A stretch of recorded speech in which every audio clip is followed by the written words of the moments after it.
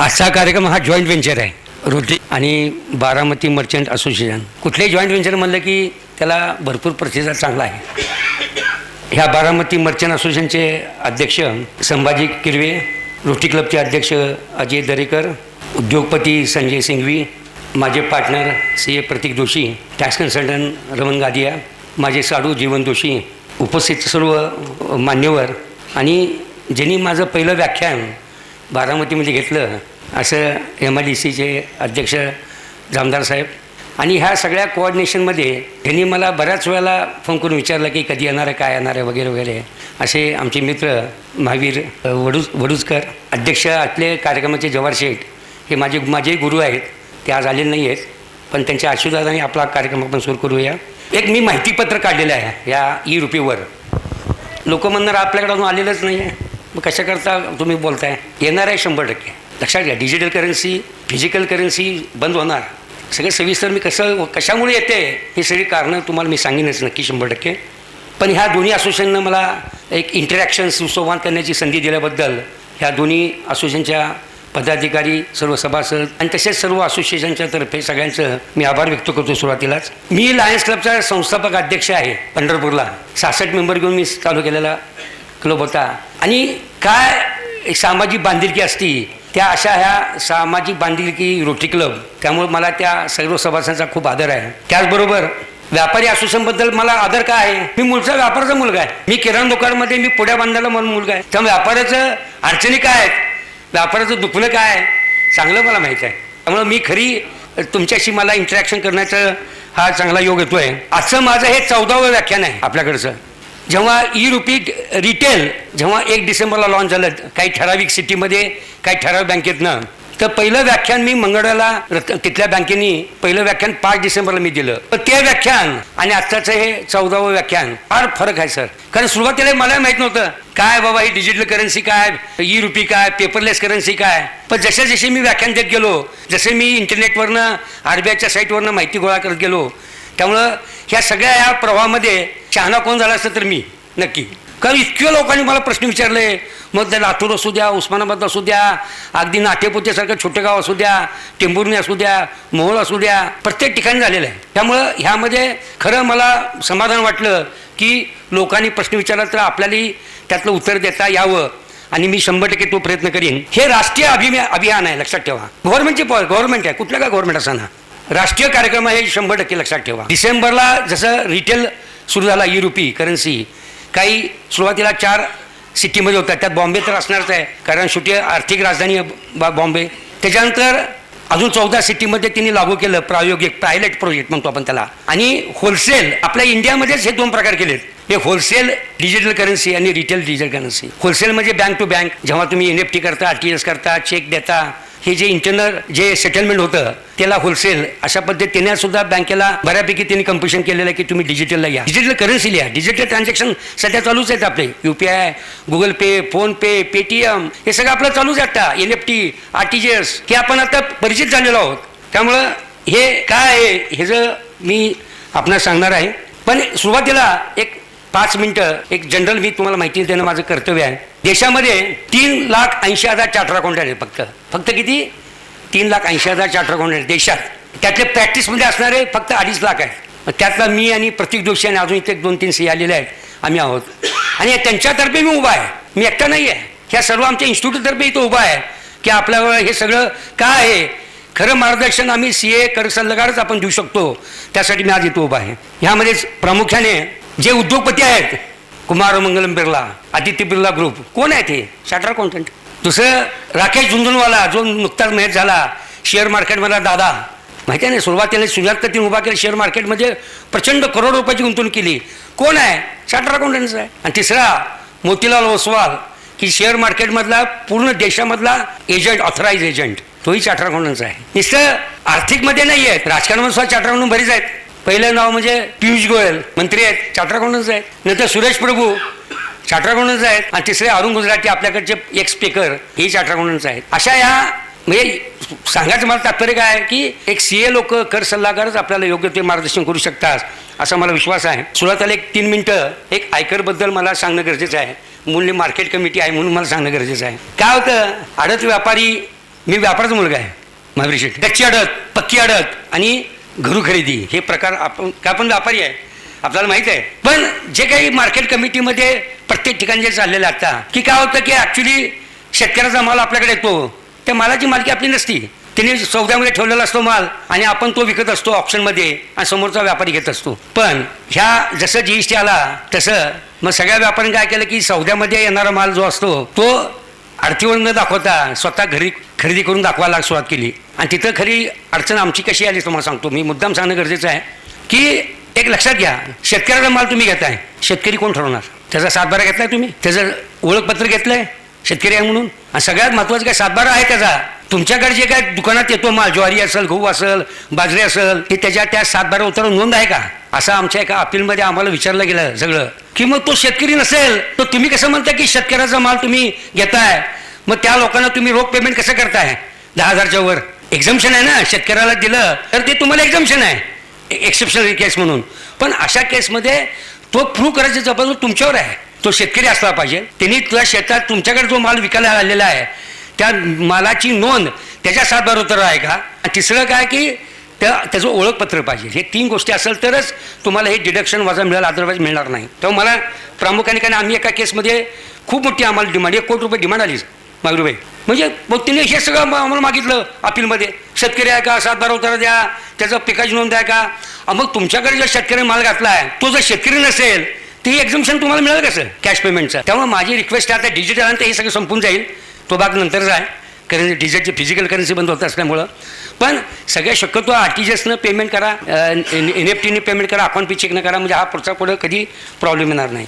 दुसरं एक महत्त्वाचं इन्कम टॅक्समधलं बोलतो अगोदर, मग रुपीला येता येईल. प्रॉपर्टी ट्रान्झॅक्शन तुम्हाला माहिती आहे, 1 कोटीची प्रॉपर्टी असती, कागद असतो 50 लाखाचा किंवा 20 लाखाचाच, बाकीचे वरच्यावर पैसे देतोय. पण कसं असतं माहिती आहे की हे सगळे जे व्यवहार करतो आपण की स्टॅम्प ड्युटी व्हॅल्यू प्रमाणे कमीत कमी कागद व्हायला पाहिजे. अशा आमच्याकडे कितीतरी नोटीस येतात, प्रत्येकालाही माहिती आहे की स्टॅम्प ड्युटीपेक्षा कमीने कागद केलेला असतो. आणि त्या खरेदी करतात ती पूर्वीची परंपरा आहे, वेळोवेळी पैसे रोख दिले. हो चालत नाही, की रोख द्यायचा हा विषय संपला आहे. जेव्हा ही अमेंडमेंट गव्हर्नमेंटने केली 2014, 15, 16 समथिंग, त्यामुळे कुठलीही प्रॉपर्टीमध्ये 1,90,000 रोख रक्कम देतात ती, त्याच्यावर तुम्हाला रोख रक्कम देतात नाही. तुम्हाला कंपल्सरी अकाउंट पे चेक, NFT, RTGS पेमेंट त्या प्रॉपर्टी व्यवहारांमध्ये करायला पाहिजे, अदरवाईज 100% पेनल्टी आहे. त्यामुळं फक्त यामध्ये स्टॅम्प ड्युटी व्हॅल्यू आणि प्रत्यक्ष कन्सिडरेशन ह्यामध्ये 10% डिफरन्स गव्हर्नमेंटने अलॉट केलेला आहे, हे माहीत असावं म्हणून तो एक उल्लेख करतो तुम्हाला. आणि तुमची कुंडली सगळी, व्यापाऱ्यांची कुंडली ही सगळी तुमचं रिटर्न भरायच्या अगोदर आम्ही बघतो. तुम्ही तर कसं काय सर्व्हिसला सगळं दिसतंय. AIS म्हणजे ॲन्युअल इन्फॉर्मेशन स्टेटमेंट म्हणून आहे, ह्यामध्ये सगळं दिसतं तुमचं, कुठल्या बँकेत किती व्यवहार झालेत, किती कॅश ट्रान्झॅक्शन झालेत, बँकेतने किती कॅश विड्रॉ केली आहे, कमिशन किती मिळालं, सगळी कुंडली मिळते. ह्याचं एक उदाहरण तुम्हाला मी सांगतो, स्पेसिफिकली सांगतो. माझे जवळचे मित्र होते, डॉक्टर आहेत, लिडिंग प्रॅक्टिशनर पंढरपूरमधले, नाव सांगणं योग्य नाही. त्यांनी त्यांचं आमचं 2021ला हे जेव्हा आलं AIS ॲन्युअल इन्फॉर्मेशन स्टेटमेंट, त्यात तुमची कुंडली सगळी आम्हाला कळते. त्यात आमचं ऑडिट रिपोर्ट सगळं तयार झालं, ऑडिट असल्यामुळे ऑडिट रिपोर्ट तयार झालं आणि सगळं तयार झाल्यानंतर हे नुकतं झालं, गव्हर्नमेंट डिक्लेअर केलं की तुम्ही AIS बघूनच तुम्ही रिटर्न दाखल करा. म्हणून आम्ही त्यांचा AIS काढला. अशी एक बँक होती की त्या बँकेचं आलेलं व्याज होतं 6,000 रुपये. आम्ही तर आम्हाला ती बँक दिलीच नव्हती त्या आमच्या क्लायंटनं. म्हणून आम्ही त्या डॉक्टरला फोन केला, अहो डॉक्टर तुम्ही ही बँक आम्हाला दिली नाही. त्यांचा पहिला प्रश्न, तुम्हाला कोणी सांगितलं? म्हणजे आता काय आवडच आहे. जे माझं नाव संजय आहे, ते संजय महाभारतात संजयला जसं कळतं, पण कुणी सांगितलं हा पहिला प्रश्न. म्हणजे का तुम्ही का विचारलं नाही, कुणी सांगितलं? पण ते मला असं असं तुमची कुंडली आम्हाला दिसते, आता तुम्ही ठरवा. मग ते सांगितलं हो माझ्या बायकोचं हे माहेरचं अकाउंट आहे बघा. मला कधी येतं लग्न होऊन तुला किती वर्ष झाली? 30 वर्ष. मग अजून का अकाउंट ठेवलं आहे? नाही ते बंद करायला राहिले. ठीक आहे, किती बॅलन्स आहे? 1.5 लाख रुपये. त्याच्यावरचं आलेलं 6,000 व्याज होतं. म्हणजे नशिबाने ते करता आलं. मग ते रिटर्न दाखल करताना ते सगळं दाखवलं आम्ही. किती अडचणी आहेत. म्हणून तुम्ही सगळी तुमची कुंडली सगळे आम्हाला दिसते आहे. त्यामुळं खरी माहिती तुम्ही तुमच्या कन्सल्टंटला देत जावा, एवढंच मला सांगायचं आहे. आणि एक लक्षात घ्या, अजून एक सगळ्यात महत्त्वाचं, सगळे व्यापारी, मी असं म्हणत नाही मी व्यापाराचा मुलगा आहे, की सगळ्या वर्षाखेरला जेव्हा CA कडे जातात, कन्सल्टंटकडे जातात, ॲडजस्टमेंट हा शब्द आहे ना, ॲडजस्टमेंट, हे ते डिजिटलमध्ये विसरून जावा. काय आमचं ॲडजस्टमेंट एक शब्द लिहा आणि फ्रेममध्ये लावून ठेवा. जेव्हा डिजिटल करन्सी येईल तेव्हा ॲडजस्टमेंट हा विषय संपला. आणि एक लक्षात घ्या, जेव्हा आपण काय ॲडजस्टमेंट करतो, खर्च टाकतो, याला सपोर्टेड डॉक्युमेंट असतात वगैरे वगैरे, ते ह्याला जर उद्या काय स्कुटीनी पडली, ठीक आहे 1%, 2% पडते, तर 78% टॅक्स आहे. कधी विसरू नका. किती? 78%. म्हणून ॲडजस्टमेंट हा विषय कायमचा लक्षात ठेवा. तो शब्द आता पुढच्या काळात संपून जाईल. आणि सगळ्यात अजून एक शेवटचं त्या इन्कम टॅक्समधलं, ह्या गुगल पे, फोनपे, पेटीएम, ATM, भीम पे, बघा की आता प्रत्येक व्यापाऱ्याला लगेच व्यापारी लगेच गुगल पेवरून पेमेंट करतो, बरोबर. अरे पण त्याचं अकाउंटिंग कसं करायचं, किती अवघड आहे अकाउंटिंगला. त्याचं बँकेचं स्टेटमेंट 50-50 असतं. त्यामुळे ते ॲक्च्युली असू द्या, गुगल पे असू द्या, फोनपे असू द्या, तर तुम्ही जेव्हा त्याचं बिल करताय त्याच्यावर तुम्ही लिहा, त्याचं एक रजिस्टर मेंटेन करा. हे काय सांगतोय, आम्हाला आलेल्या ॲक्च्युली अडचणी आहे CA लोकांना, ते सगळं रेकॉर्ड मेंटेन करा, काही अडचण नाही आहे. कुणाचा गुगल पे आला माहीत नाही, मग ते मालापोटी विकलेला मालापोटी आले कशावरनं, कुणी उसने तुम्हाला कशावरून दिले नसतील पैसे. त्यामुळे ह्या सगळ्या अडचणी असतात. त्यामुळे त्याचं प्रॉपर रेकॉर्ड ठेवणं गरजेचं आहे. ह्या बजेटमध्ये आलेल्या 2 गोष्टी महत्त्वाच्या आहेत, म्हणजे जामदार साहेबासाठी आहेत. मायक्रो स्मॉल इंडस्ट्री या micro small and medium enterprises. मी आज सगळे जेवढे व्यापारी आहेत तिथले सगळ्या व्यापाऱ्यांनी ह्या कायद्याखाली रजिस्टर पहिला करून घ्या. उद्यम आधारला पहिला करून घ्या, उद्याच्या उद्या. काय सोपं आहे, ऑनलाईनच आहे. सगळे पेपर रजिस्टर करा. का करा, तर गव्हर्नमेंट काय केलं की ह्या बजेटमध्ये ह्या मायक्रो मिडियम अँड स्मॉल त्याची क्रायटेरिया आहे.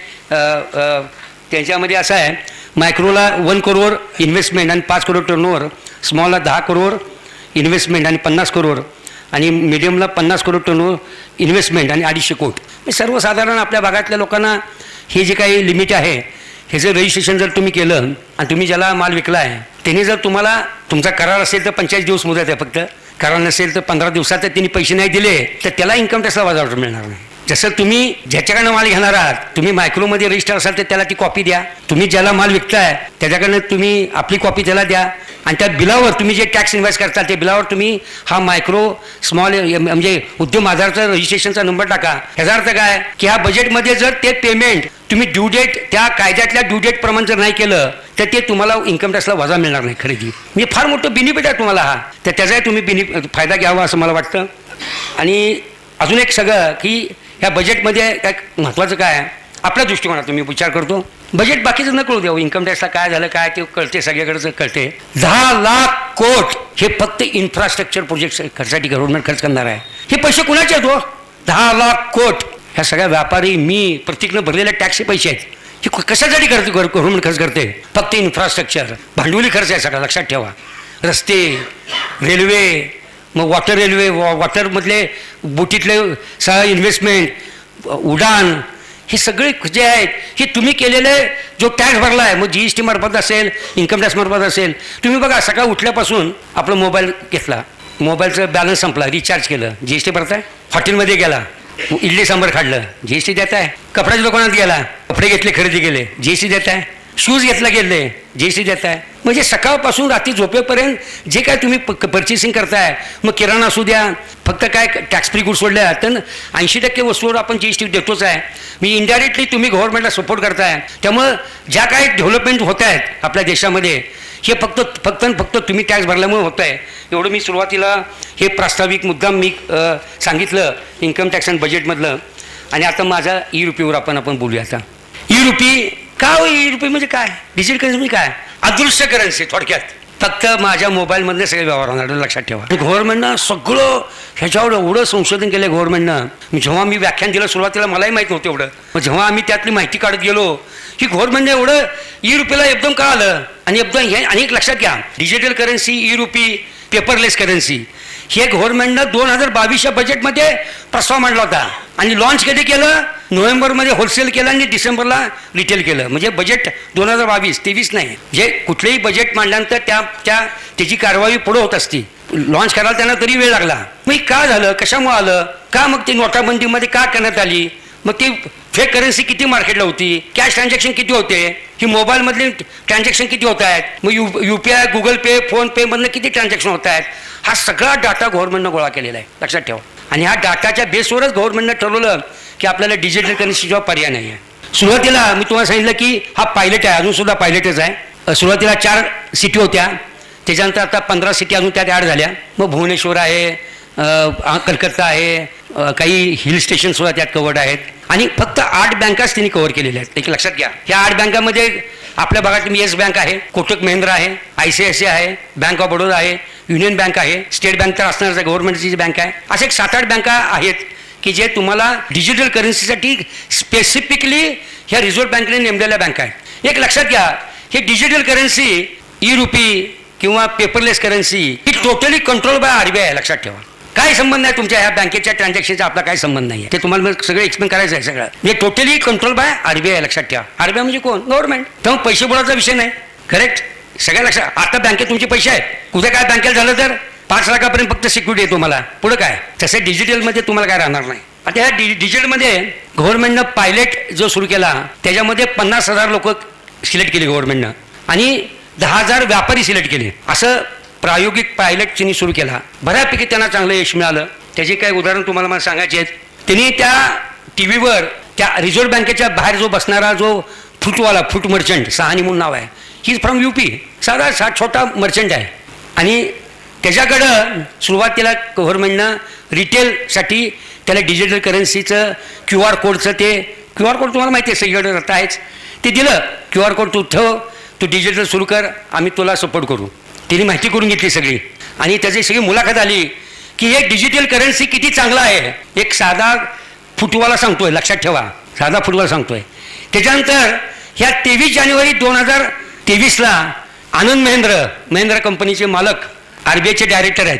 त्यांनी ह्या मिटिंगला गेल्यानंतर तिथे ह्या डिजिटल करन्सीबद्दल चर्चा झाल्यानंतर आनंद महिंद्रा त्या दुकानाकडे गेले, त्या सहानीवाल्याकडे.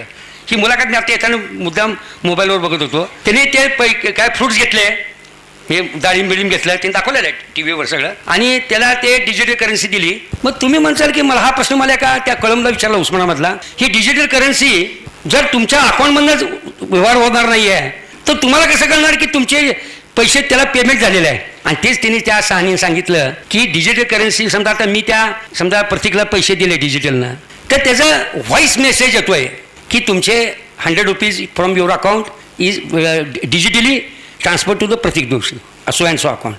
हे व्हॉइस मेसेज तुम्हाला येतोय, लक्षात ठेवा. त्यामुळं जसं UPIला काय होतं की तुमच्या बँकेतनं एंट्र्या होतात, कळतं आपल्याला की बँकेत डेबिट पडलेलं आहे, तसं डिजिटलमध्ये तुम्हाला व्हॉइस मेसेज येतोय. हा प्रश्नही मला कळमला विचारला होता. तेव्हा मी मला हा व्हॉइस मेसेजचं ते मी सहानीचं मुलाखत ऐकली होती तेव्हा तिथं ते आवाज येत होता की तुमचे हे पैसे ट्रान्सफर झालेले आहेत म्हणून. सगळ्यात महत्त्वाचं काय, रिलायन्स कंपनी जिने आता जिओ 4G 5G आलेलंच आहे आणि त्यांनी सांगितलं की हे डिजिटल करन्सीमध्येच त्यांनी प्रायोरिटी दिलेली आहे, लक्षात ठेवा. मी गव्हर्नमेंट येणारच आहे, 100% आहे, फक्त एक टप्प्याटप्प्यात येणार आपल्याकडे. पुन्हा इलेक्शन आहे 9 राज्याचं, पुन्हा पार्लमेंट इलेक्शन आहे, त्यामुळे हे सगळे टप्प्याटप्प्यात येणार आहे. आता सुरुवातीला गव्हर्नमेंटचा पॉलिसी कशी आहे की आता जे काही सॅलरीवाल्याला पगार दिला जातो, गव्हर्नमेंटचा पगार जिल्हा परिषद मार्फत, हा पगार 50% 70% हा डिजिटल येईल या 3 महिन्यात बघा सुरुवातीला. नंतर सगळ्या मोठ्या कंपन्या की तुम्ही तुमच्याकडनं माल घेता, ह्या सगळ्या कंपन्याला कंपल्शन करणार की तुम्ही तुमच्या व्यापाऱ्याकडनं डिजिटल रूपामध्येच पैसे घ्या. म्हणजे UPI पण not from bank, from your mobile वॉलेटमधूनच तुम्ही सगळे व्यवहार करा. हा गव्हर्नमेंटचं हे धोरण आहे.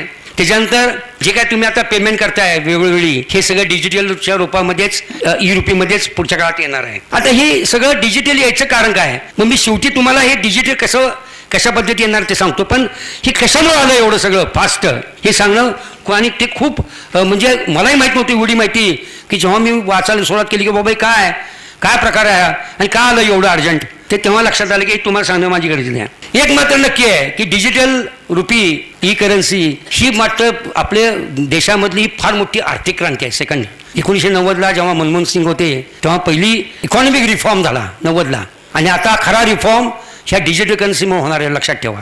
ह्यात काय अडचण आहे, जे बेहिशोबी व्यवहार करणारे आहेत त्यांना मात्र गंडांतर आहे आणि जे कॅश व्यवहार करतायत त्यांना महागंडांतर आहे. हे विसरू नका, कायम लक्षात ठेवा माझी 2 वाक्य. बेहिशोबी व्यवहार करणारा गंडांतर आणि कॅश व्यवहार करणारा महागंडांतर. आणि हे रिफॉर्म मधला सेकंड फार मोठा रिफॉर्म आहे आणि ह्याच्यामध्ये कुठे देश जाईल ह्याच्यावर तुम्हाला ते आकडेवारी लक्षात येईल. हे डिजिटल करन्सी का निर्णय घेतला गव्हर्नमेंटनं, हा कधी निर्णय घेतला 2022ला, पण नोटाबंदी कधी झाली 2016ला. हे विघ्नविराम म्हणून संजयभाई पुस्तक आहे, विघ्नविराम जरूर वाचा, दीपक करंजीकर म्हणून पुस्तक आहे. सगळं टोटल कसं ह्या देशामध्ये राज्यकर्ते असू द्या किंवा शासकीय अधिकारी असू द्या, कसं आपल्या देशातल्या ह्या व्यापाऱ्यांना जे इन्कम टॅक्स भरतात त्यांना कसं लुटलं हे त्यात इतोमूत आहे. हे जरूर पुस्तक मिळालं तर बघा, विघ्नविराम सॉरी. आणि दुसरे काय पुस्तक अय्यर म्हणून आहे, हे सगळी दोन्ही पुस्तकं 2018मध्ये आली ना आणि नोटाबंदी 2016ला झाली, 8/11/2016. त्यानंतर दुसरं एक अय्यर म्हणून आहे की मेरा पैसा किसने व्हाईट किया, मेरा मनी किसने व्हाईट किया. फार चांगलं म्हणजे प्रत्येक त्यांनी त्या सगळं दिनक्रम दिला की कसं ह्या नोटा फेक कशा मार्केटला आल्या, कशाबद्दल आल्या, मग आम्हाला का करणं भाग पडलं वगैरे वगैरे. आणि तिसरं जे पुस्तक आहे सुब्रमण्यम म्हणून आहे की त्यांनी पहिलं पुस्तक काढलं इंग्लिशमध्ये, don't tell to the governor. पुस्तकाचं नाव काय, don't tell to the governor. ही मुद्दा मी तुम्हाला सांगतो, ही सगळी हिस्ट्री त्यातलीच आहे. ह्या पुस्तकातनं आलेला सारामुळे गव्हर्नमेंटनं विचार केला की आपल्याला डिजिटलशिवाय पर्याय नाही. नोटाबंदी का होती? नोटाबंदी होती का?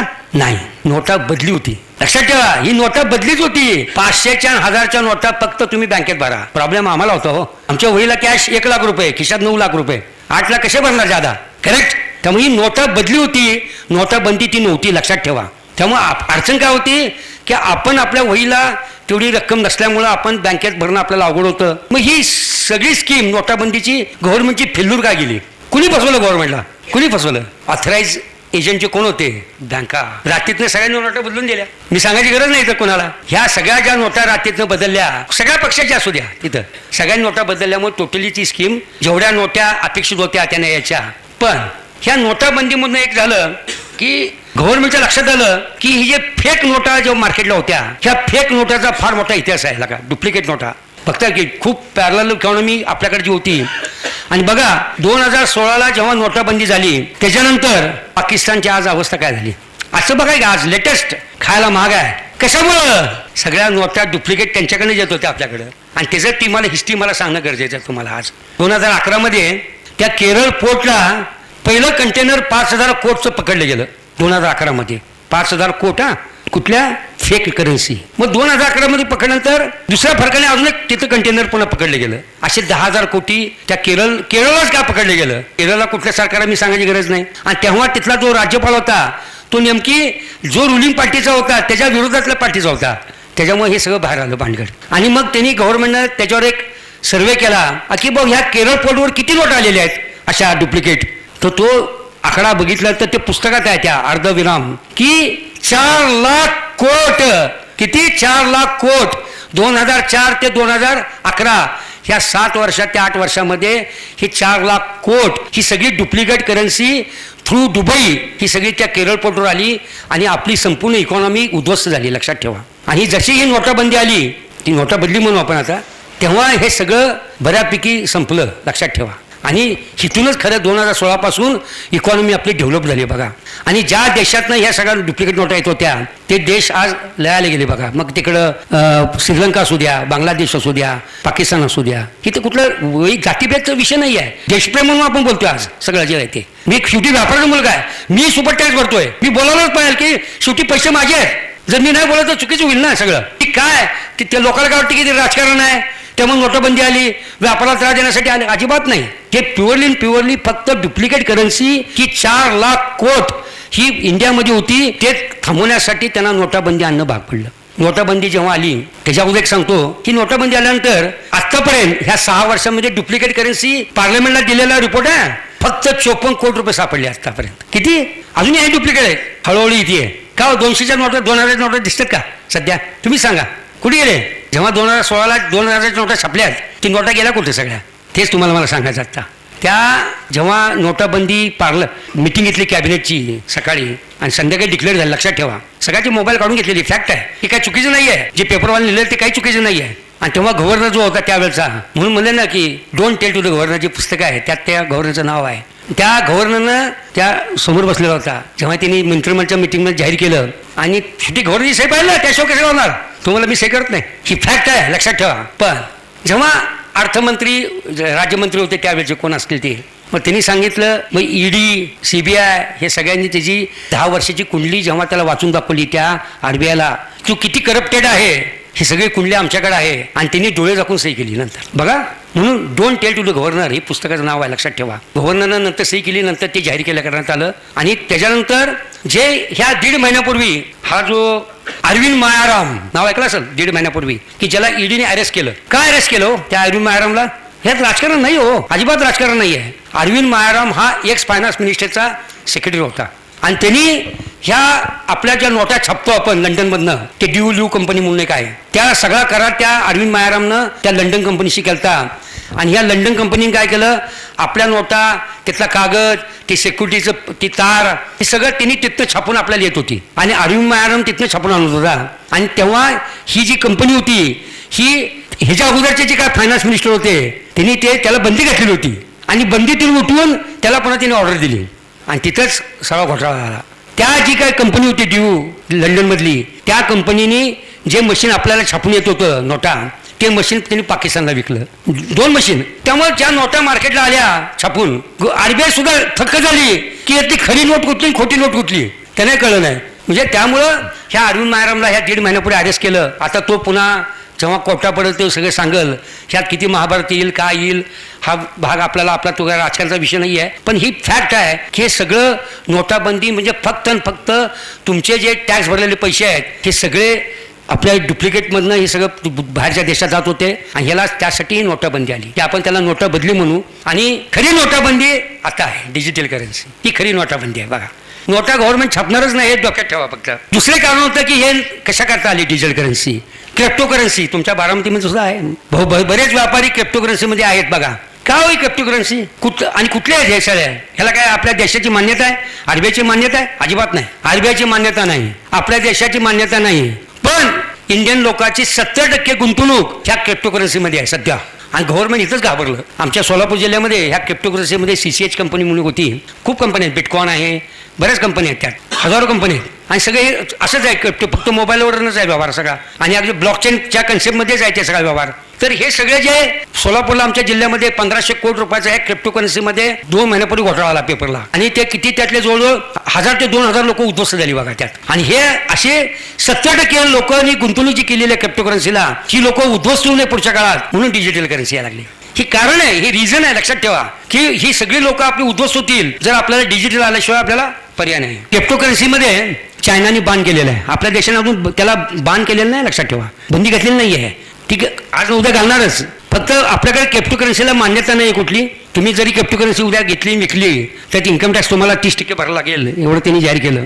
ह्या क्रिप्टोकरन्सीमध्ये अजून एक साधारण 15 दिवसापूर्वी जालन्यामध्ये ह्या क्रिप्टोकरन्सीमधनं 4 लोकांना अरेस्ट केलं बघा. असंच बोगस करून ते पैसे काय तिथं पोचलेच नाहीत, करन्सी वगैरे वगैरे, आणि त्या लोकांना तिथे अरेस्ट केलं पोलीस डिपार्टमेंटनं.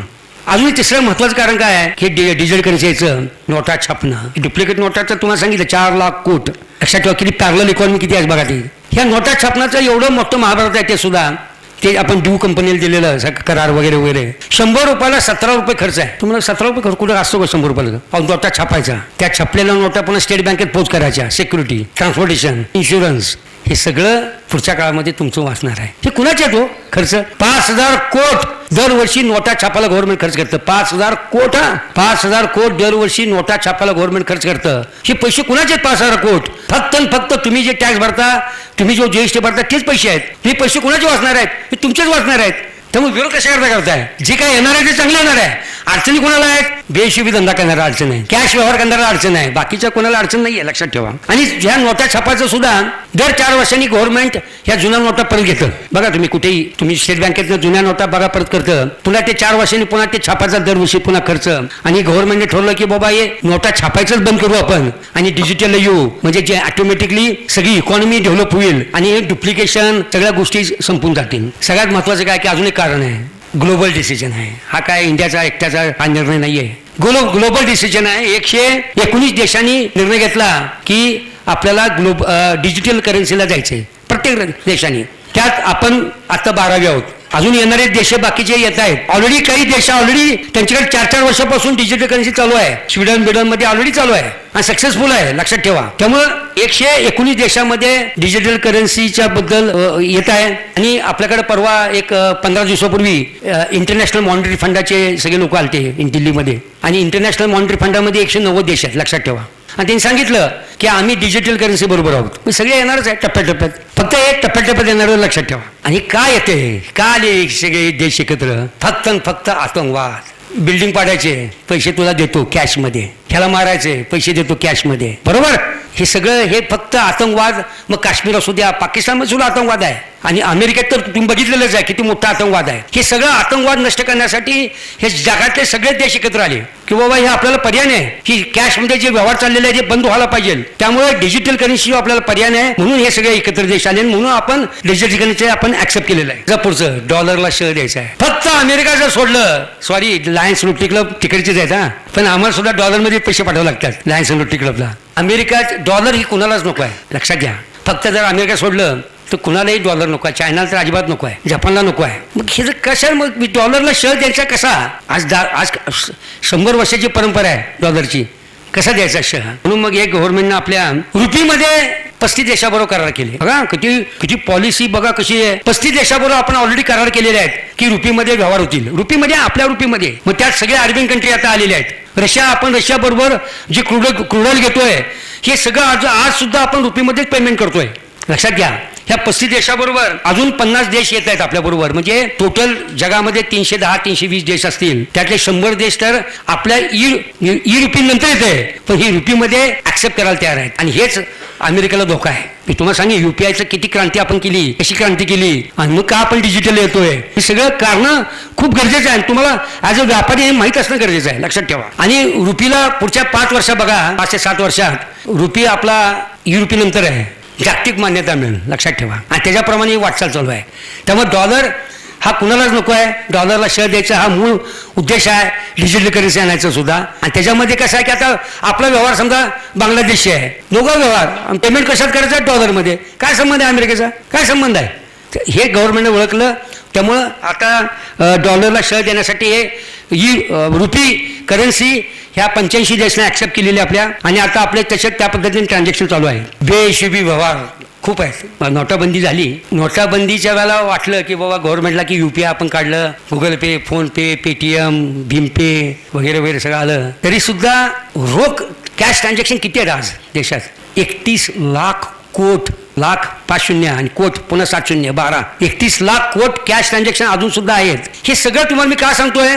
हे सगळं डाटा गव्हर्नमेंटनं गोळा केलं हो. आणि सगळं UPI-मध्येच कळतं ना तुम्हाला. आता काय किती कॅश ट्रान्झॅक्शन चालले आहेत, काय आहेत डिजिटलमध्ये, तर तुम्हाला त्यासाठीच गव्हर्नमेंट यायला लागले ना. 31 लाख कोट कॅश ट्रान्झॅक्शन चालू आहे आता आहेत. आणि पॅरलल तुम्हाला माहिती आहे त्याच्यात डबल 2 नंबर आहे मार्केटला. मी सांगायची गरज नाही. इथं बिल्डर सगळेच आहेत, बरोबर आहे की नाही? त्यामुळं गव्हर्नमेंटने ठेवलं की बाबा हे.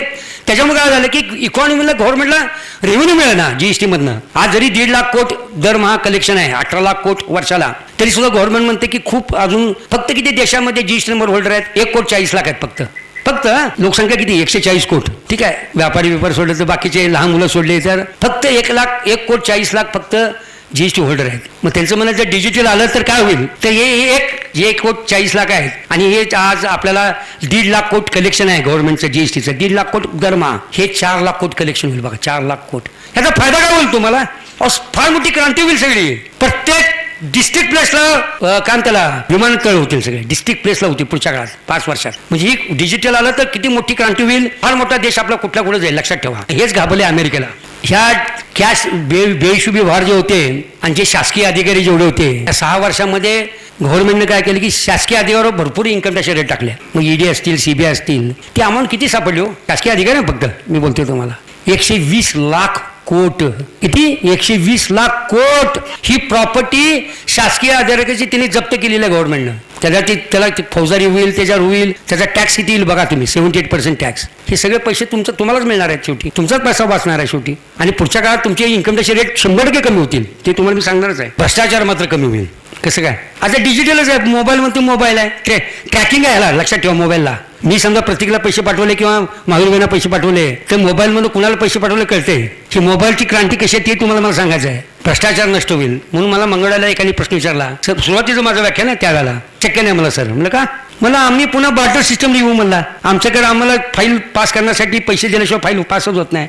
अरे मग कॅश बंद होणार आहे ना, कसे देणार तू पैसे? सरकारी अधिकाऱ्याला पैसे देणार कसे? डिजिटलमध्ये सापडला ना तो म्हणणार मला 100 ग्रॅम सोनं द्या, 200 ग्रॅम सोनं द्या, त्या कामाप्रमाणे. अगदी बरोबर आहे, काय चुकीचं नाही. मागल तो सोनं मागल, पण सोनं घरात ठेवून काय करेल? खात्या येणार नाही ना मला सोनं. पण शेवटी कुठतरी मला ते लिक्विड करावं लागेल ना एके दिवशी. समजा मी करप्टेड आहे असं गृहीत धरा, आम्ही घेतोय 100 ग्रॅम घेतलं, 200 ग्रॅम घेतलं, 300 ग्रॅम घेतलं. बघा हे जसं डिजिटल करन्सी लॉन्च झाली नोव्हेंबर-डिसेंबरला, त्याच्यानंतर सोन्याचे रेट वाढलेत बघा, वाढलेत ना. आज 57-58 हजार सोनं आहे. हे त्याच्यामुळे वाढले, हे विसरू नका. लोक आत्तापासूनच आपल्याकडचं जे काय आहे अनअकाउंटेड ते सोन्यामध्ये कन्वर्ट करून मोकळं झालेले आहेत. किती दिवस तुम्ही करणार आहात? पण आज न उद्या ते सोन्याबद्दल तुम्हाला सांगायचं आहे मला की पुढचा काळ कसा येतोय. तर पुढच्या काळामध्ये जरी सोन्यामध्ये तुम्ही जरी मी करप्शन घेतलं तर एके दिवशी मी ते लिक्विड करणार आणि तेव्हा डिजिटल करन्सी आहे.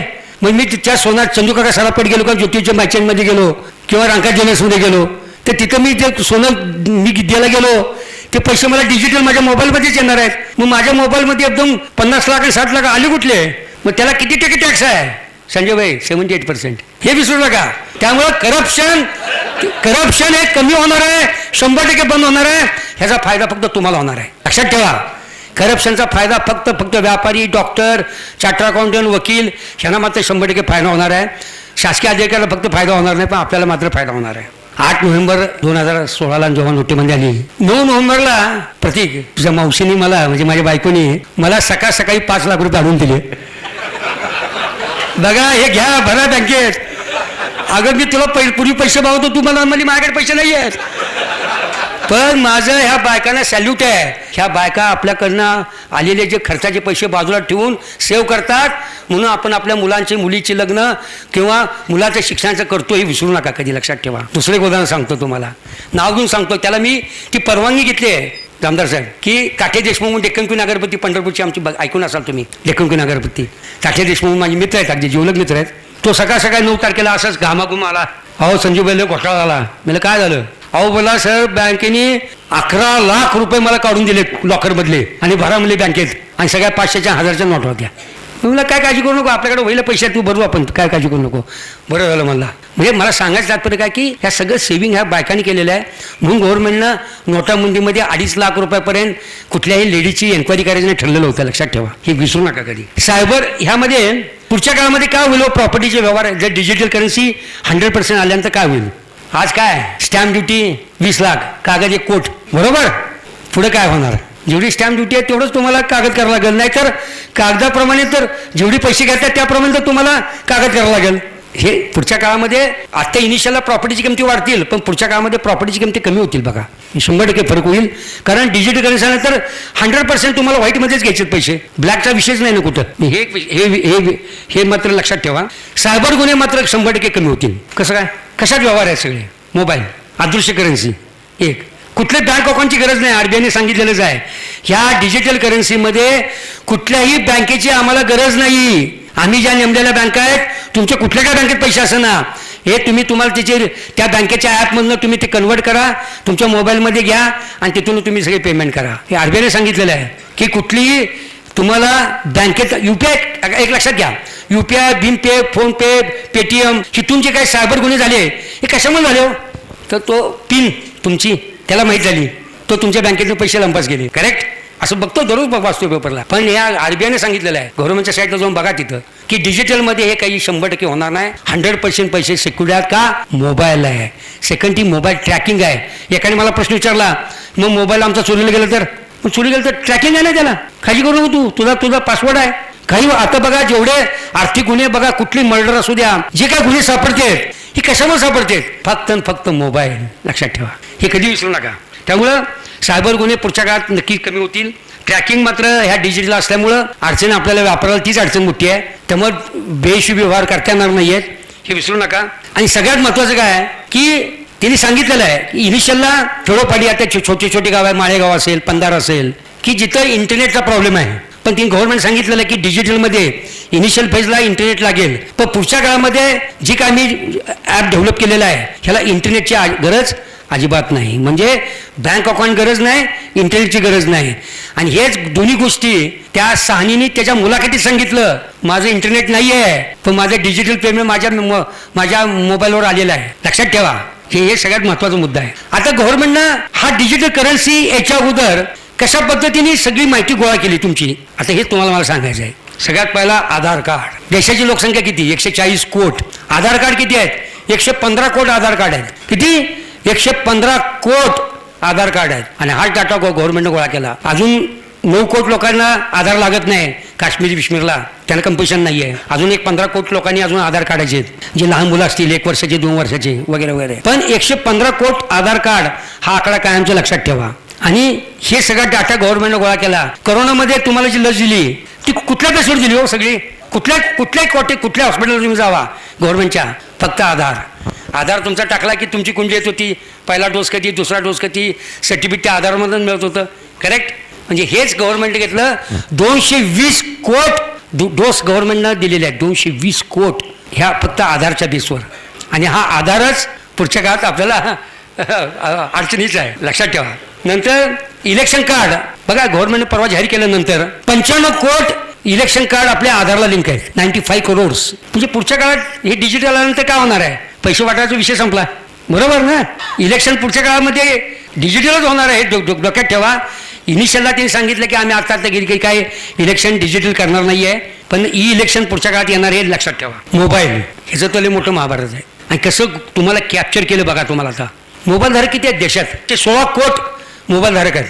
त्यातले स्मार्टफोनवाले किती आहेत? 80 कोटी. हेच गव्हर्नमेंटनं पकडलं, तुम्हाला इथंच पकडलं. 80 कोटी आहेत. अरे साध्या फ्रूटवाला भाजीपालावालाकडे QR कोड आहे. अहो ते लग्नात ते ड्रम वाजवतात ना, त्याच्या त्या ड्रमवर सुद्धा तिथं QR कोड आहे बघा. त्याच्या ती मला पैसे वावता ना तुम्ही, ते वाळू नका, फोटो काढा, तुम्ही द्या बंदार. त्यांनी हे गव्हर्नमेंटनं बघितलेलं आहे, ओळखलेलं आहे की सगळ्या लोकांना मोबाईल ट्रान्झॅक्शन येत आहे. मग UPI, गुगल पे, फोनपे, पेटीएम, भीम पे, हे सगळा डाटा गव्हर्नमेंटनं गोळा केला. म्हणून गव्हर्नमेंटनं स्ट्रॉंगली ठरवलं की आपण डिजिटलला अगदी स्मूथली जाऊ. लक्षात ठेवा, कुणाला अडचण येणार नाही आहे. ह्या मोबाईलमधल्या अडचणी आता सांगतो तुम्हाला. 80 कोटी स्मार्टफोनवाले आहेत. मी तुम्हाला उदाहरण देतो. आमच्याकडं एक समजी एरियामध्ये एक दारूचं दुकान आहे, कंट्री लिकर, म्हणजे परमिट होऊन नाही, कंट्री लिकर. मी गुजर माणूस आहे, मी काय दारू घेत नाही, पण सांगणं मला भाग आहे. कारण त्या 4 कोटीमधलं ट्रान्झॅक्शनमधलं UPI, गुगल पे, फोन पे आलेलं किती होतं? 2 कोटी रुपये. म्हणजे कंट्री लिकर 10 रुपये दारू पिणारा फोटो काढतोय, QR कोडनं जातोय दारू प्याला. आणि हेच गव्हर्नमेंटनं ओळखलं की आपण आता आरामात डिजिटलला जाऊ शकतो. लक्षात ठेवा, हे कधी विसरू नका. त्याच्यानंतर Amazon, फ्लिपकार्ट, DMart सगळे काय तुमच्याकडे आहेत. आता Amazonवरून आपण माल मागवतो, फ्लिपकार्ट, DMart किंवा कुठल्याही आपण शोरूमला गेलो, सगळं आपण माल खरेदी करतो. बिल करताना ते तुम्हाला विचारतात मोबाईल नंबर देताना तुम्ही. किती अडचणीचं आहे तुम्हीच सांगा. ठीक आहे, कॅश ही कुठे अडचण आहे? जिथं तुम्ही व्यवहार मोबाईलवरून करताय, फोनपे, गुगल पे, ते अकाउंटला पडते. पण जे कॅशमध्ये व्यवहार करतो आपण, Amazonवरून मागवतो, COD, cash on delivery, correct. तिथं काय आपलं पण तुम्हाला वाटतं आपलं नाव जाणार नाही, काय कॅश दिली मी, अरे पण तुझा मोबाईल नंबर पडला ना तिथं, तिथं कळते. आणि हा सगळा गव्हर्नमेंटनं डाटा गोळा केला. त्यांनी कमिटी नेमली आणि त्या कमिटीचं एक उदाहरण तुम्हाला सांगतो की त्या कमिटीमध्ये एक बघितलं की हा पॅन नंबर आहे त्या मोबाईलवरनं. त्यांनी आता मोबाईल म्हणलं की आधारला लिंक आहे, आधार पॅनला लिंक आहे, करेक्ट. हे सगळं आहेच, सगळं लिंक किती आहे म्हणून डिजिटल यायला लागले गव्हर्नमेंट. त्या माणसाचा सर्वे केला, पॅन नंबर टाकला, त्याचं टॅक्सेबल इन्कम 5 लाख रुपये. आणि कॅश त्या ह्या Amazon हे सगळे बाकीचे जेवढे काही त्याचे व्यवहार झाले ते मोबाईलवरनं, ते सगळे व्यवहार होते 15 लाखाचे. गव्हर्नमेंट मग त्याचं इन्कम 5 लाख आणि 15 लाखाचे व्यवहार करतो, असू शकतं, उसने पिसणे असू शकतात. म्हणून गव्हर्नमेंटच्या लक्षात झालं की बाबा उद्या हे जर काही ह्या सगळं डाटा त्यांनी ऑलरेडी गोळा केलेला आहे. आणि शेवट बघा की पॅन हा आधारला लिंक करायची शेवटची तारीख ही 31 मार्च 2023 आहे. हा आधारला लिंक नाही आहे. त्यांचे सगळ्यांचे 1 एप्रिल 2023 नंतर पॅन हा डिस्कंटिन्यू होणार आहे. तुम्हाला कुठले व्यवहार करता येणार नाही, तुम्हाला बँकेतले व्यवहार करता येणार नाही. तुमचे बँकेत जर FD असतील त्या FDला तुम्हाला 20% TDS लागेल. लक्षात ठेवा, हे सगळ्यात महत्त्वाचं आहे. आणि हेच गव्हर्नमेंटनं बघितलं. आणि पुढच्या काळामध्ये, पुढच्या 6 वर्षात, 3 वर्षात, 4 वर्षात ह्या मोबाईलमधनं ज्या लोकांनी जेवढे व्यवहार केलेले आहेत ह्या सगळ्याची एकत्र डाटा गोळा करून, मग Amazonवरनं डाटा आहे, एअरटेलवरचा डाटा आहे, त्यांच्याकडे तयार आहे सगळं, हे एकत्र करले ह्या मोबाईलवर झालेले व्यवहार किती आणि त्याचा इन्कम टॅक्सला दाखवते किती, अशा सगळ्या नोटीस येतील. आणि जर ह्या नोटीस आल्या आणि जर आपण आपल्या वहीला दाखवून असतील तर कायम लक्षात ठेवा 78% टॅक्स. आता आपण 31% टॅक्स भरतोय, लक्षात ठेवा. पॅन कार्ड हे त्याला मोठं महाभारत आहे. 44 कोटी पॅन होल्डर आहेत, म्हणजे 115 कोटी मोबाईल आपलं आधार कार्ड होल्डर, बरोबर. 116 कोटी मोबाईल धारक आणि पॅन कार्ड असणारे 44 कोटी आहेत. मग इन्कम टॅक्स साईटवर आम्ही गेलो, बाबा इन्कम टॅक्सला रजिस्टर किती आहेत? ह्यातले इन्कम टॅक्सला रजिस्टर केलेले फक्त 10,86,00,000 फक्त रजिस्टर्ड आहेत. बघा हा गॅप किती आहे? 30 कोटीचा गॅप आहे, लक्षात ठेवा. 44 कोटी पॅन होल्डर आहेत आणि 10,86,00,000 फक्त हे इन्कम टॅक्सच्या साईटवर आहेत. त्यातल्या 21-22 रिटर्न दाखल करणारे किती आहेत? 7,55,00,000 आहेत फक्त. किती भाऊबाई? 7,55,00,000. त्याचं पुढचं महाभारत जर ऐकलं म्हणजे तुम्ही किती टॅक्स भरतो, मी किती भरतोय तुम्हाला कळलं. 7,55,00,000पैकी 6 कोटी लोक जे आहेत हे 1 रुपया टॅक्स भरत नाहीत. मग सगळं बर्डन आपल्यावर येणार ना संजय भाई, बरोबर? आपल्यावर येणार. 1,55,00,000 जे आहेत जे इन्कम टॅक्स भरतात, आणि त्याचं तुम्हाला आता स्प्लिट करतो सांगतो. 1,55,00,000 देशात फक्त इन्कम टॅक्स भरतात. देशाची लोकसंख्या किती? 140 कोटी. कसा देश चालायचं सांगा, तुम्हीच सांगा. कुणी कुठलंही सरकार येणं हो, कुठलंही येऊ द्या, भाजप येऊ द्या, काँग्रेस येऊ द्या, राष्ट्रवादी येऊ द्या, कुठलं काही येणार, कसं सरकार चालायचं? फक्त 1,55,00,000 इन्कम टॅक्स पेअर आहेत. त्याचा जर डाटा तुम्हाला सांगितला, ह्यातले 1 कोटीवर इन्कम दाखवणारे किती आहेत देशात? देशात 1 कोटीवर इन्कम दाखवणारे फक्त 3,000 लोक आहेत. सांगा बरं, काय शक्य आहे का? अहो, फिल्म इन्स्टिट्यूटमध्ये तेवढे आहेत लोक. दाखवायचंच नाही ना, सगळं 2 नंबरच ना. त्या 3,000 मध्ये माझे 3 क्लायंट आहेत. 1 कोटी दाखवणारे इन्कम. अभिमान वाटतो मला. 50 लाखाच्या वर किती आहेत देशात? 50 लाख वर इन्कम दाखवणारे फक्त देशामध्ये 3 लाख लोक आहेत. फक्त 50 लाख रुपयावर इन्कम दाखवणारे फक्त देशामध्ये 3 लाख लोक आहेत. आणि 10 लाखाच्या वर दाखवणारे इन्कम 1 कोटी लोक आहेत. आणि राहिलेले 5 लाख ते 10 लाख ही जी काय आकडा आहे, साधारण 51 लाख साधारण लोक आहेत. कसा देश चालाय सांगा तुम्ही? म्हणजे 44 कोटी pan holder, registered 10,86,00,000, income tax भरणारे फक्त 1,55,00,000, आणि त्यातले त्यात कमी दाखवणारे सगळे जास्तीच लोक आहेत. मग हा टॅक्स सगळा तुमच्यावरच येणार ना. आज तुम्ही भरतो ते आपण सुपर त्यामुळे तो भरतोय. जर डिजिटल आलं तर काय होईल तुम्हीच सांगा. 25 कोटी नवीन इन्कम टॅक्स पेअर वाढतील. 25 कोटी. 30% भरताय, तो तुमचा 20% होईल बघा पुढच्या काळात. म्हणून तुम्ही त्याला सपोर्ट करणं गरजेचं आहे. बँक अकाउंट होल्डर किती आहेत देशात? एकाचे 2 बँका असतील, 3 बँका, 4 बँका असतील. 140 कोटी बँक होल्डर आहेत. मला एकाने प्रश्न विचारला, सर तुम्ही कोटीमध्येच बोलताय. अहो, मला आपल्या देशाची लोकसंख्या कोटीमध्ये आहे. सगळं कोटीमध्येच असणार ना, आपल्याला पर्याय नाही त्याला. 140 कोटी बँक होल्डर आहेत. त्यातले 120 कोटी हे बँक आधारला लिंक आहेत. सापडणार ना तुम्ही. आधार आला, पॅन आला, मोबाईल आला, ही सगळा डाटा गव्हर्नमेंटनं गोळा केला आहे. म्हणून गव्हर्नमेंटनं स्ट्रॉंगली ठरवलं की आपल्याला डिजिटल आल्याशिवाय पर्याय नाही. UPI युनिफाईड पेमेंट इंटरफेस, जे नाव UPIचं, हे कुणी रिसर्च केलं? फक्त इंडियन गव्हर्नमेंट. कुठल्या सरकार असते ज्यावेळेस ना, फक्त इंडियन गव्हर्नमेंटने डेव्हलप केलेलं हे सॉफ्टवेअर आहे. बघा तुम्ही, आज दारू पिणारा आमचा 10 रुपयाचा कंट्री लिकर, तो QR कोडमधनं UPI मधनं पेमेंट करतोय, 10 रुपयाला जातोय. आणि हीच क्रांती आपल्याकडे मोठी झाली UPI मधनं, लक्षात ठेवा. आणि ह्यालाच अमेरिका घाबरली UPIला. त्या UPI बद्दल तुम्हाला मला सांगायचं आहे. UPI जेव्हा पायलट प्रोजेक्ट आला तेव्हा असाच 4 सिटीमधनं आला. बॉम्बे 2016ला आला पायलट, की जे जेव्हा आपल्याकडे नोटाबंदी याच्या अगोदर UPI आला, लक्षात ठेवा. आणि 2016ला आल्यानंतर गव्हर्नमेंटनं पायलट केलं आणि त्यांच्या लक्षात आलं की सक्सेसफुल आहे, तर लगेच गव्हर्नमेंटनं तो ऑल ओव्हर इंडिया लॉन्च केला UPI, लक्षात ठेवा. म्हणून आपल्याकडे आज मनुष्य मोबाईलवरनं सगळं बँकिंग करतो बघा. हे फक्त UPIची क्रांती आहे.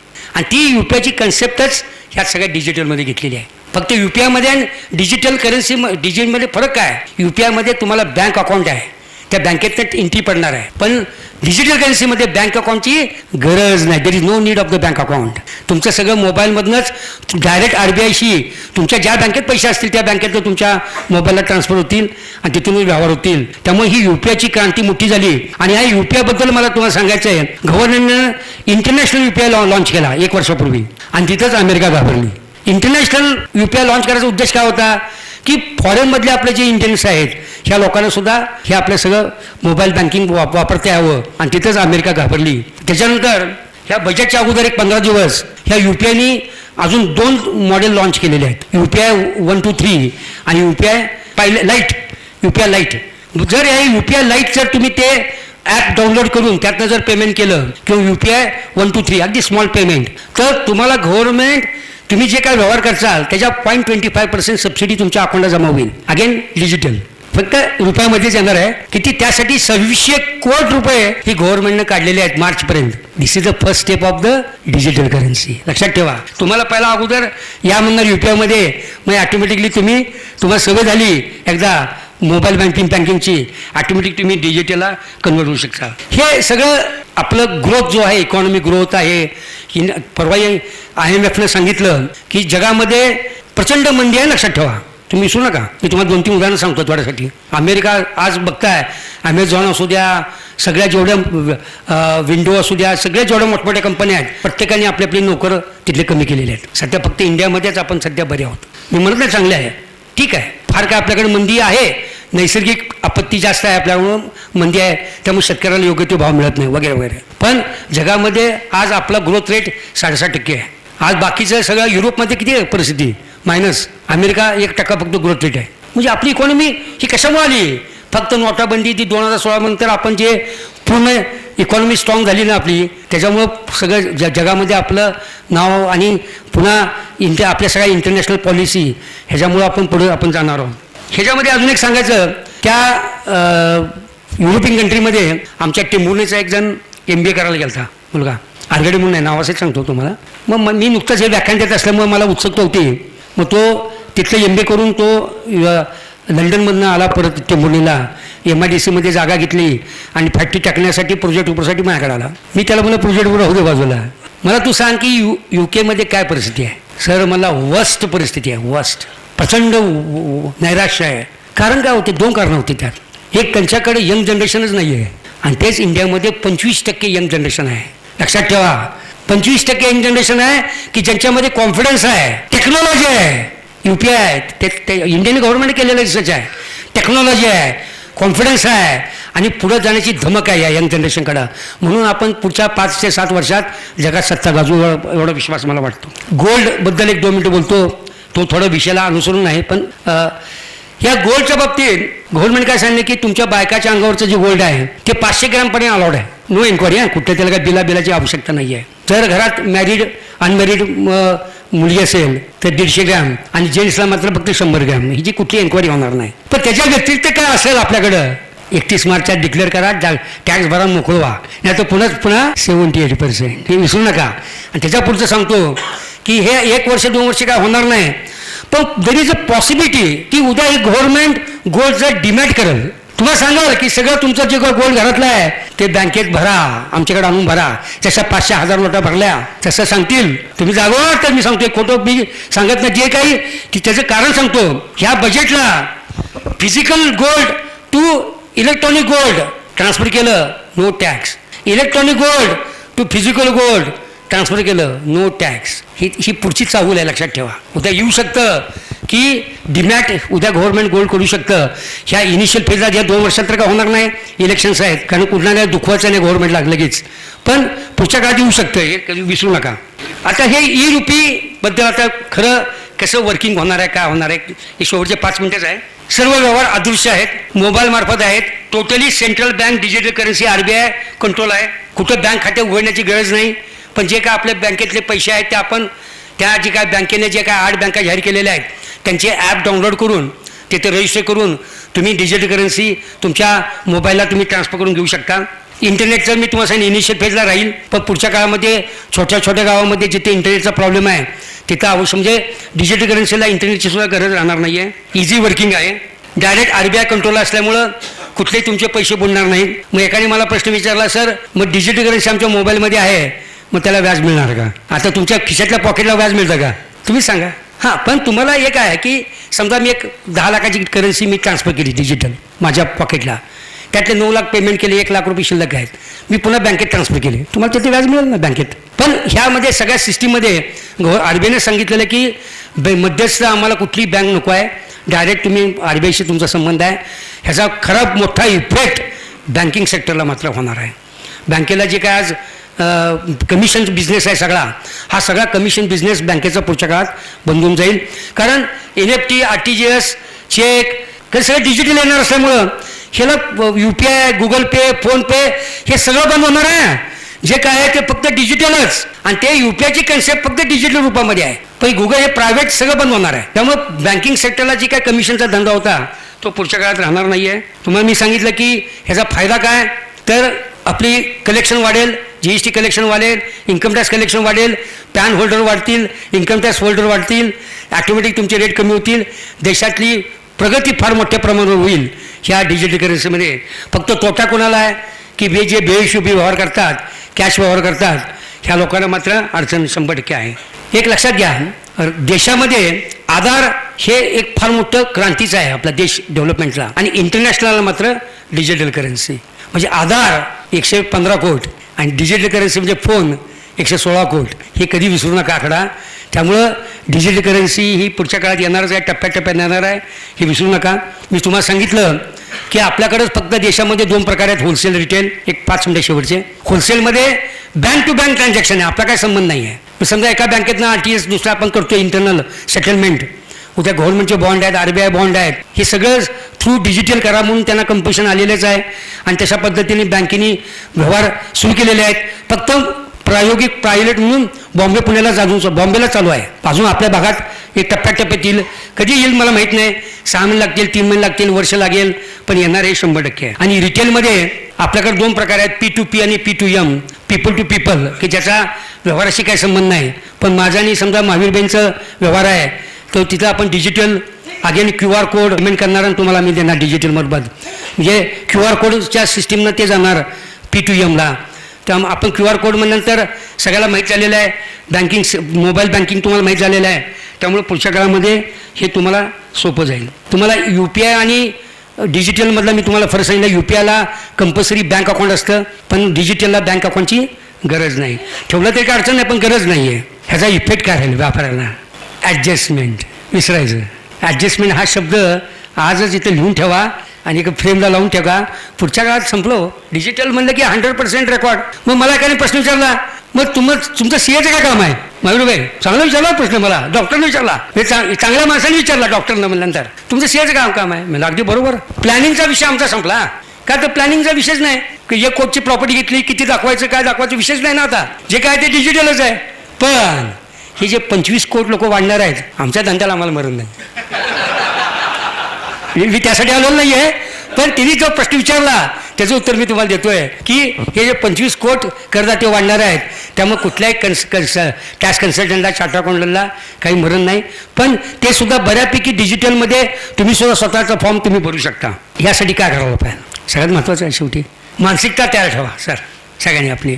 जर मानसिकता आपण ठेवली की बाबा ठीक आहे, ॲक्सेप्ट करा पहिला. बघा तुम्ही ज्या ठिकाणी तुम्ही एखादी गोष्ट, मुलगा आपल्याशी बोलला, बायको बोलली, सून बोलली, आपण जर ॲक्सेप्ट केलं तर तुम्हाला कधीच स्ट्रेस येणार नाही, तुम्हाला कधीच हार्ट अटॅक येणार नाही. आपण ॲक्सेप्ट करत नाही, आपण रिॲक्ट करतो. रिॲक्ट केल्यामुळं आपल्याला त्रास होतो, मग आपल्याला BP वाढतो, आपला BP शूट होतो, हार्ट अटॅक येतो.